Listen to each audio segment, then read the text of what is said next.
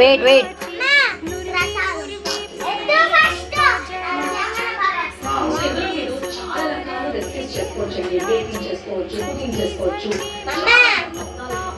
కొంచెం ఆగుతావా? పెట్టిస్తా నేను, ఆగు. పెట్టిస్తా, పెట్టించినాక తీసుకో.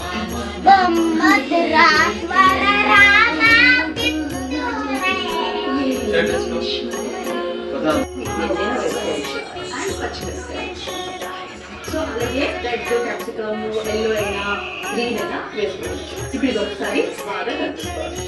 ఉల్లిపాయ యాడ్ చేయలేదండి, లాస్ట్లో మీరు ఉల్లిపాయ యాడ్ చేయాలి. అండ్ బీన్స్ కూడా.